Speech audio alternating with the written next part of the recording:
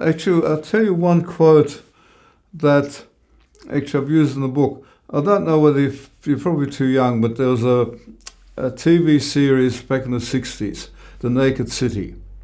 And it's all about a cop show in New York. Now, the show itself, but at the end of each show, there was a voiceover that there are 8 million people in stories in the Naked City. This has been one of them.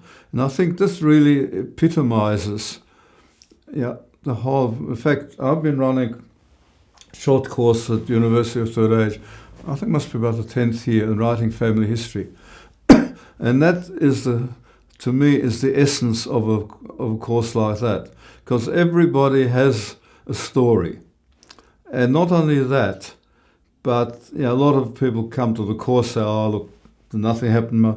But what I tell them, that they might be interested in writing about themselves, their family history, but what they're doing, and I think this is very important, they're opening a window into a place, into a time, into a society. And I think that really is the kernel of these sort of things. Well, I suppose surviving the war.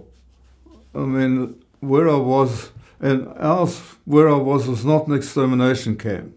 Basically, it was a holding camp.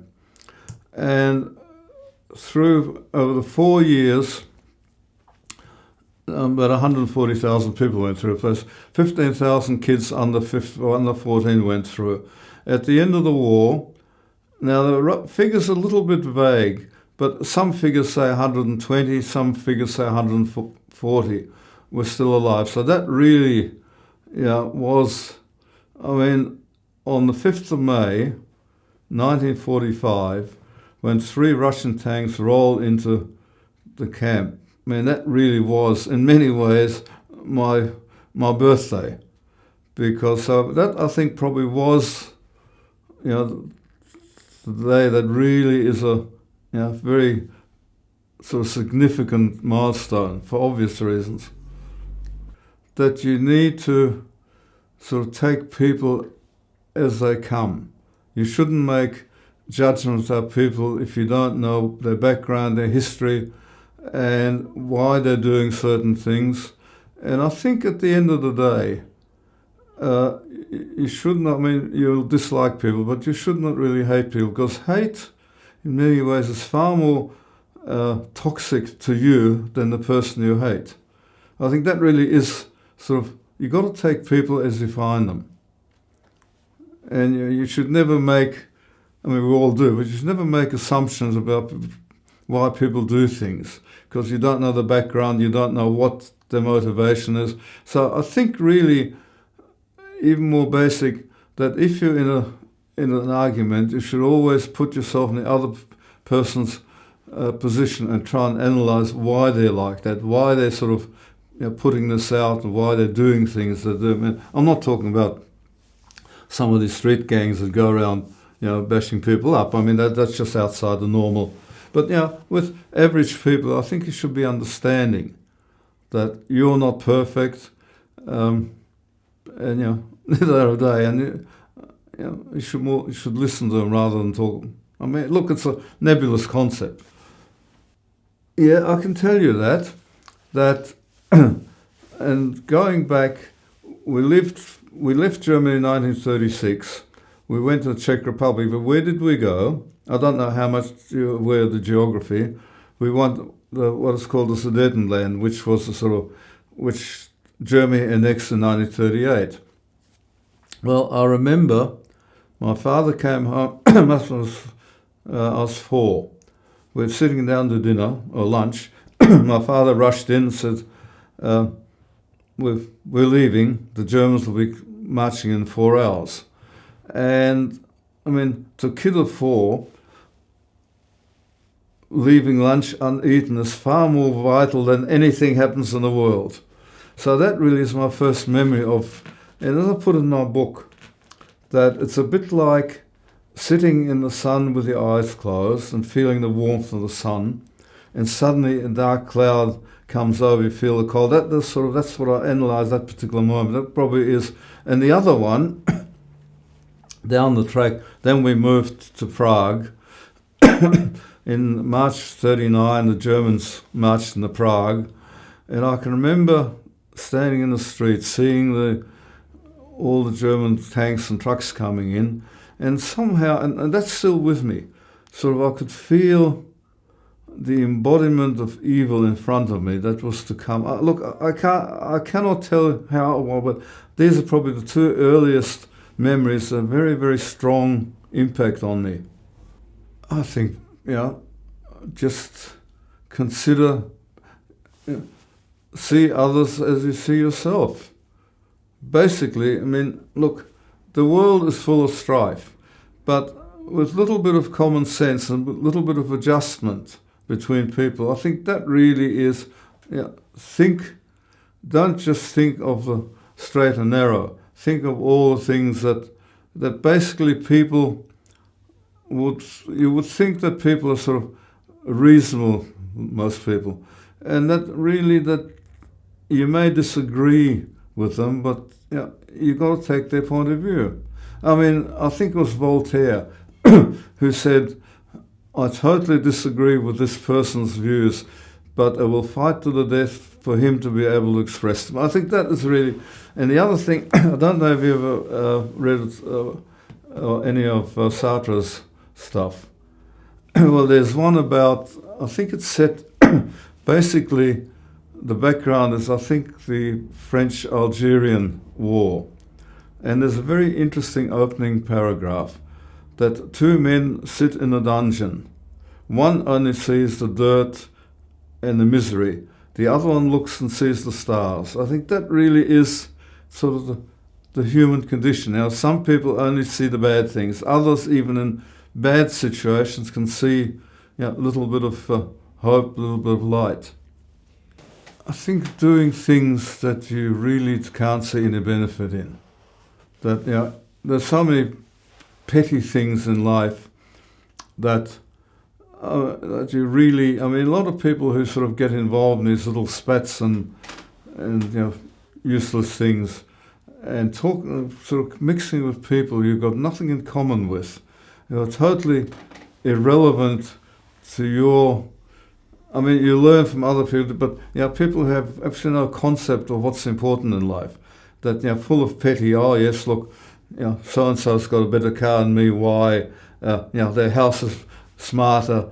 They're going bigger. I mean, that sort of thing. That doesn't do anything for me.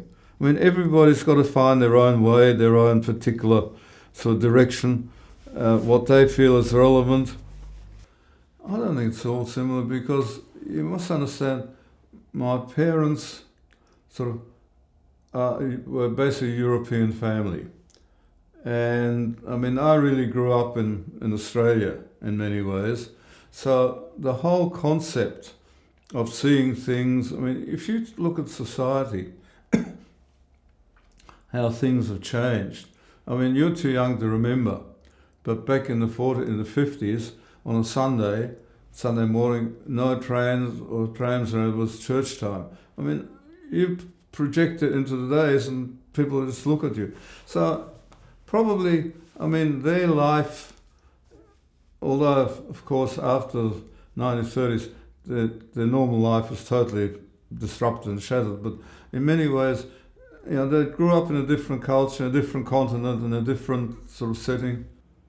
I think really tolerance of other people's views, that that people are different, but you need to understand where they came from.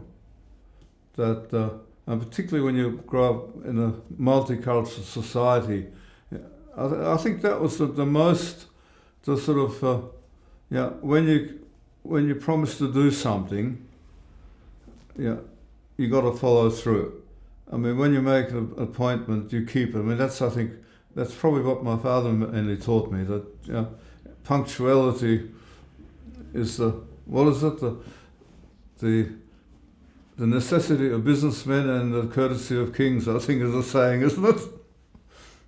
I mean, when we were young, these things weren't there. We had to make our own fun. I think that is the basic difference, that somehow, sort of lost that sense of putting things together. used to go down to the dairy with a little can, get milk. And you used to go to the grocery shop. They used to cut up the butter, wrap it in paper. They used to get the biscuits out of the tins on the shelves. Look, I think it's become. I mean, you take there is no such thing as the corner grocer anymore, where basically the sort of family-run business, and the grocer knew exactly what you were going to ask for. I think it's sort of unpersonalised. I mean, you walk in the supermarket, and it's sort of, I mean, it's all very nice. It's all there, but the choices are wider. But somehow it's not that. Well, this is probably a bad example, but a couple of months ago I was in the supermarket, and there's an old lady at the checkout, and the girl behind the checkout said, have a nice day. And the lady said, what did you say? She said, you're deaf or something? I mean, that's sort of totally impersonal thing. I mean, the family grocer almost knew the family. I mean, I'm not saying this is good or bad, but I think the whole concept of how people interact has totally changed. When you look at sort of history timelines, we've gone, particularly technology, further in the last 100 years than we have in the last 3,000 years. Of course, we don't know what external forces will there be war with China? Will there be, what's happening will there be another pandemic? In fact, as I mentioned, I'm a voluntary guide at the Shrine. We get a lot of school groups. And I remember last year, I think it was probably year 6, this kid, when you're showing him around, and he said, well, when will World War III start? I mean, I said, hopefully never. But the world's changing so fast. It's very hard to see, where we're going to be. There'll be electric cars, no doubt. Not in Victoria because we're not going to pay 2.5 cents a kilometre. But look, I mean, when you look at the changes over the last 100 and 150 years, it's very, very hard to predict, where will we be. Maybe we'll all live on Mars, who knows? Probably the urge to find new ways of doing things. I think that's probably because when you go back in history, how it sort of evolved, from the cavemen sitting around bushfires. Mind you, when you look at the news, what's happening in India, all these cremations in the market square. Look, I think, basically, humans will still be humans with their foibles and their good points. I think that probably will not change, because that is sort of, and I think also, in many ways, what's changed. But I think that the family unit. I mean, we've now what we call the nuclear family unit, where, when you sort of way back, the whole family lived forever in the same house. And if you look at although that's probably changed too, but the family concept, where there's sort of the hierarchy, where the elders are always the respected, that will probably modify. But look, it's very hard to predict. Nostradamus predicted that the world will end close to the year 2000. Well, it didn't. And all those skeptics who stocked up big because the world's going to stop when the 2000 with the two figure. In fact, I've got some friends who are a little bit deluded, and I'm convinced they've still got stuff in their storeroom that they ordered for when the world is going to stop. The short answer is no. There'll be sort of areas will work well, but there will always be. You take what's going on at the moment with the rise of the right wing. Some of these, I know the police commissioner said there are no youth gangs, but you've got to pick up the paper or look at television. Look, I don't think that they haven't had for 40,000 years. don't think they'll change that much. Well, I'll tell you one and that's still with me. I can still feel that sort of aura today. In 15th of March 1939, when the Germans marched into Prague in the Czech Republic, and all the military machinery went down the street, tanks, and that probably will stay with me, as you could feel the aura of evil, of things that were going to happen later on. That probably is probably the one that really sticks with me. Adjusting to a totally alien environment, which initially is very daunting, but once you get into it, you can see the benefits. You broaden your view on life, you broaden your outlook of the things that you didn't think you could do, that you discovered that you can do. When I was sort of an electrical apprentice, we're doing a job at Ellen's, the sweet people in South Melbourne. The ladder slipped, and I finished up with one leg in a vat of liquid butterscotch.